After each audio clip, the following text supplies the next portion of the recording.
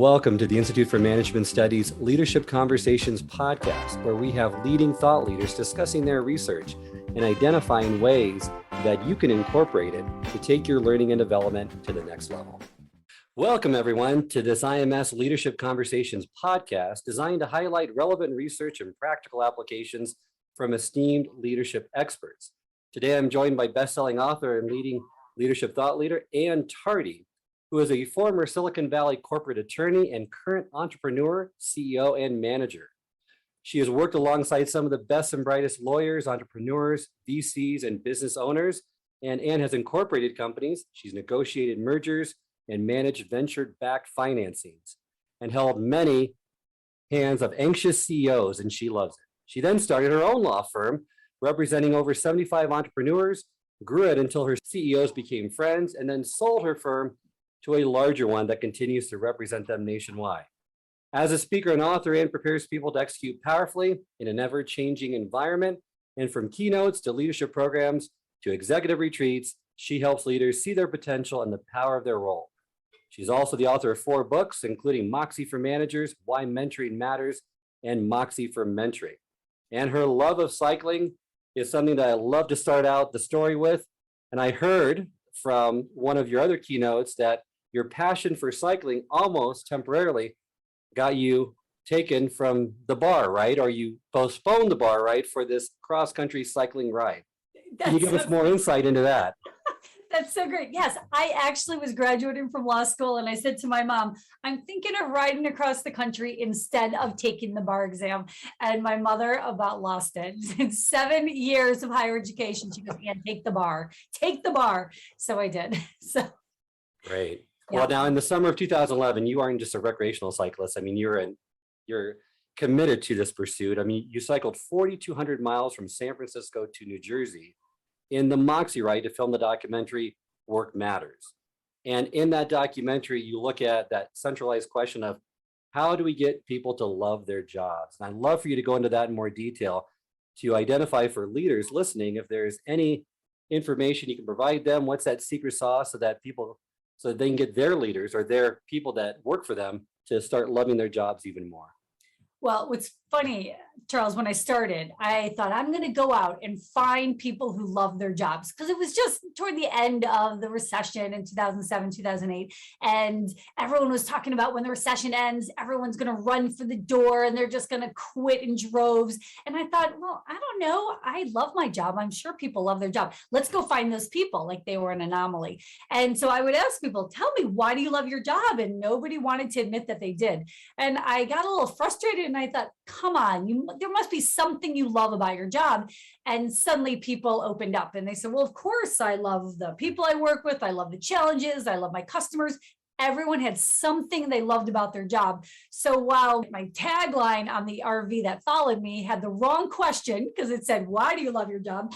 The right question is, what do you love about your job? And everybody loves something. And when you find out what that is, you can really leverage it. And that's what I discovered, no matter what the job was. There was a flagger in Nevada, there was a telemarketer in Ohio, there was a garbage collector in New Jersey. Everyone had something they loved. And when you find out that, first of all, you get the spark in their eye. Second of all, you get rid of the assumptions you make about what people, like what they're doing their job for, because no one said money.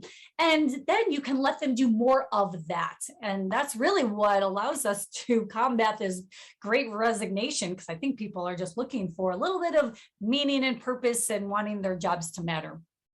Great. I love reframing that to identify what are those parts that you do love, because I would think that the majority of people can identify that fairly easily or hopefully with not too much effort. Now, part of your research and experience has been differentiating between leaders and managers. Mm-hmm. And you say, which I love, it's the goal is to be a manager who leads, not a leader who manages. Can you speak more about that and how you get people to manage things but lead people? Mm-hmm. Yes. Well, actually, we're all managing. Every single person who has a title or not, everyone is managing the heck out of their day, trying to get through it. Every meeting, every phone call, every Zoom call, we are just managing the heck out of our day. And that's a constant. So we're managing expectations, and we're managing time and money all over the place. We're managing these things.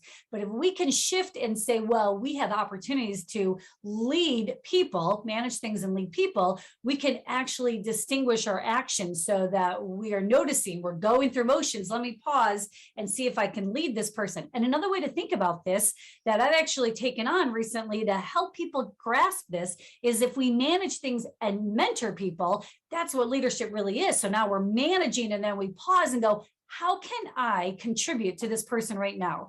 Can I ask them a different question? Can I give them an opportunity? Can they challenge them to think differently about this? Maybe they can come up with a solution, which is all leading. So now we're managing those things. We stop and go, how can I mentor this person right now? That managing and mentoring comes together and makes you the bosses people want to follow. So that's how we manage and lead at the same time.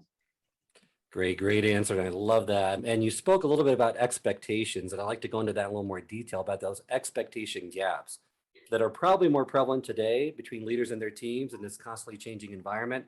How do we go about eliminating some of those gaps with our subordinates or team members? The missed expectations are the greatest threat to every relationship, every leader, everything we do. Missed expectations is just, they're threatening us. Because when there's a missed expectation, people don't project good things into that gap. They don't go, oh, they didn't call me back because they're planning my surprise party, or they didn't include me in this meeting because they're trying to plan for my promotion. No, we all project horrible things into these gaps, like, oh, they're sabotaging me. Oh, they don't want to be my friend anymore. They don't want me to be involved in that project. So we project these horrible things into this gap. And so that threatens the trust that we work so hard to build. So what we have to do is think about the gaps that might occur and cut them off in the past. Right from the start, think about where could a miscommunication happen? Where could something happen where the other person's expectations are not met? And they're not your expectations. The problem is we all project our own expectations into a situation, but we don't communicate that to the other person. So we just assume the other person knows what we need out of a meeting, out of a project, out of a call, and we don't ask and set it up right from the beginning. Most calls I start, I'll say, what would make this call a success for you? Because I know what would make a success for me, but I don't know what would make it a success for them. And the minute I ask that question, now I can create this meeting for that. And if it's not what's going to happen in this call, I can reset that. And so we close those gaps right from the beginning. That's a huge part of all relationships and leadership, is to really get those expectation gaps closed right from the start. Don't even let it happen. It's going to happen. And then you can go back and say, and what's really great is you can point to it and go, oh, we have an expectation gap. Not something's wrong with you or you didn't do this. It's, oh, we have an expectation gap. Let's close it. Well, that's great. And I love clarifying that right from the start, right? So, I mean, and that expectation gaps, you're right. All relationships, not just work relationships, they have an issue with that as well. So the other thing that you touched upon is, there's some struggles around delegating work, right, to someone, especially in this day and age, and what could be construed as delegating versus dumping work on them. And I know you talk about a 4-tier framework for this delegation piece. And I didn't know if you could just provide a little more understanding around that for our listeners as far as how to effectively delegate work to those individuals on your team. Well, think about the expectation gaps that happen around delegation. I hand you something and I'm projecting into that my expectations of what's going to happen. I have in my mind what I think is going to happen, but I don't know your experiences. And I don't know that you know the importance of that project. So we've got all these expectation assumptions that are happening there. And the more we get clarity on the why we're doing it and the what's going to happen and the how it's going to, what we need and then how it's going to happen, the more I'll trust you to go do it. And the more that we are both on the same page as to what's going to happen. And you also know why we're doing it. So you have context. All of that makes it super easy. And the tiers just say, I'm way involved, I'm less involved, I'm even less involved, and I don't have to be involved at all. And just think, because the more I know that you've got it and you know what I need, And we know the importance of that task, the more that you can take and run with it. But what happens is we just project our expectations in there. And I'm either a complete dumper, like you got it, and you might think, I have no idea what we're doing, or you might know what you're doing, and I am just so in the weeds with you, asking you constantly for updates and wanting to get involved and tell you how to do things, again, because those gaps are there. So it's all about the expectation gaps, even in delegation. Yeah, that's a great way of putting it. And I know I struggle with that micromanaging, right? Once you give it to someone, are they going to do it right? And I fail many times to just let them do that, right? But then I feel what you were just saying, that I'm just dumping it on them and just letting it go. So, that's definitely a balance that everyone needs to work on. And it's just, and Charles, really, it's just a conversation. So Right. to really get clarity on, it's almost like a dance. You're kind of negotiating about what it looks like. You can even negotiate, hey, when should we touch base? When would be best? And so you ask the other person, when should we come back together and review the progress so far? And so then they can tell you, and you can say, all right, that works for me, or no, I actually need an update sooner. And now you're getting on the same page, and you can step back and let them do something and then know that you're going to get an update. And it closes those expectation gaps, right? Yeah. So, I mean, perfect. Love that. Love that approach. So that kind of transitions now into, okay, we talked about the part of the collaboration piece with the delegation, but let's look at the overall issue of collaboration and why it's such an important issue. Perhaps now more than ever, in ways to collaborate on remote teams, hybrid teams, people coming back to the office. What have you noticed in terms of collaboration that's posing more challenges now due to the environment that we are in? Wasn't it funny? I think it's actually better now than it was before. That's so funny. You say challenges, and I think, oh, I just like kiss the Zoom gods constantly, that we have this ability to see each other, that we are not just over the phone, that our facial expressions and engaging in this way, even across the miles and time zones, it like bridges and creates that trust so much faster than the phone calls ever did. And so I actually love it. I think we're collaborating a lot more this way because of the technology that's at our fingertips and the fact that we're all leaning into this so much more than we ever did before. So I love it. I think it's great because over the phone, it's that much harder. Now, of course, you don't get the accidental collaboration, the spark that happens when you're just walking down the hall and you see someone. Or what I've noticed when you do gather in person, the chit-chatting that happens ahead of time. So what I've told people is when you're getting on a meeting, don't be the last one on the call, get on early and create some of that chit-chatting before the call starts. Like jump on. If you know a meeting's happening, either open it early, tell people, hey, I'm going to jump on early for some banter. Let's banter. You tell people and you let them come on and just banter, but don't be that person who just shows up at the last minute. You'll miss out on the bantering. So you have to be very intentional in creating it. Not much different than when we showed up in the conference room with others. We were just chit-chatting beforehand. So we just have to be more intentional about it now. Well, and you're right, and I agree with you that with technology now in place, we are able to collaborate on a much deeper level than what we were, even though we are remote or hybrid. How would you go about sparking some collaborative conversations with coworkers in this environment?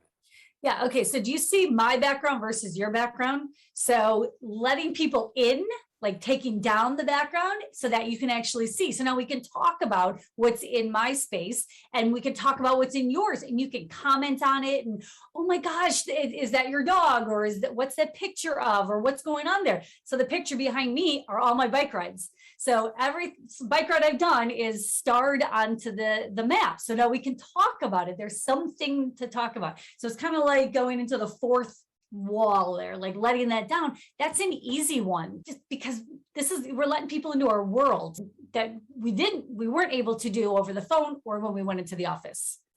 We'd have to pull out pictures from our wallet or our phone and say, here's my family. Now you can put it in behind you. And sometimes your family or your animals come right in for you, right? Right in there, yeah. A lot. Yes, it's yeah. But if you notice people who are interviewed on TV, they strategically put their books back there or things that are important to them. That is not accidental. They are intentionally creating what's behind them. I've intentionally created what's behind me. My books are over there. My map's over there. A picture of me at the south, the borders there on bike ride. because I know it'll spark conversation, and that's my personality right there behind me. Those are the things I like. And I've changed it up over the year. Like, okay, what do I want? You know, as you always like to say, I painted my wall purple. I like that as it's my personality. But you can do that and let people in. But, you know, also sometimes people change up their Zoom backgrounds and you go, oh, what picture is that? Or is that your office? And so you just comment on it. No different than, oh, I like your hat or the shirt you're wearing. Right. Right. And I love that exercise that you do at the beginning of your programs. Is it Pecha Kucha? Is that? Yep, Pecha Kucha. Yep. I love for you to go into that just a little bit, just as, I mean, it's a great approach to just, like you said, let people in, right? To get to know more about you. Yeah, so I did not invent this, but I've leveraged it for years. I love it so much. I will create a PowerPoint slide. I'll put pictures of my life on it so you can see my husband, my family, my dogs, my activities, where I'm living, because I want you to see me and I want you to trust me right from the start. I want to be super vulnerable. I want you to know me personally so that we are connected right away. And it's such a great exercise for any manager anywhere to share a bit of themselves, ask others to do it. It's a one PowerPoint. Ask people to put a bunch of pictures. Suddenly you know about them in ways that you didn't with a title or with whatever project they're working on.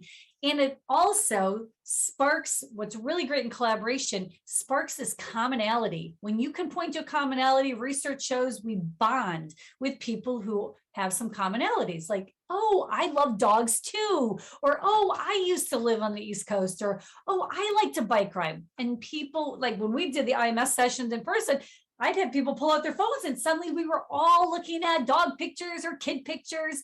And you can do the same thing virtually, just have people put pictures up. And now they're kind of connecting in ways that they might not have before. Right. No, I definitely agree, and I've used it myself as well. Now, I know that leaders at all levels need scripts, and I'm a big fan of scripts so they can use it in various situations, right? Because they're in this leadership position, they feel like they have all the answers, but it's always helpful to have that template that they can use in certain circumstances or with difficult people, tough conversations like that. Would you be able to share with us or identify a script that takes the conversation through the continuum of purpose to conviction, or give us a few examples so that people get more familiar or able to do it? Some are not as conversant as you are with that approach. So it's always nice for those more introverted leaders, right? How can you give them that template or that script so they're more comfortable in sharing? Okay, so what Charles is referring to is collaboration and how to create a collaborative conversation with people you don't know. And this can work with anyone at your company, anyone on LinkedIn. What you're doing is you're finding anybody who you want to learn from, and you're creating what I call a need your perspective conversation, because that's all you're doing.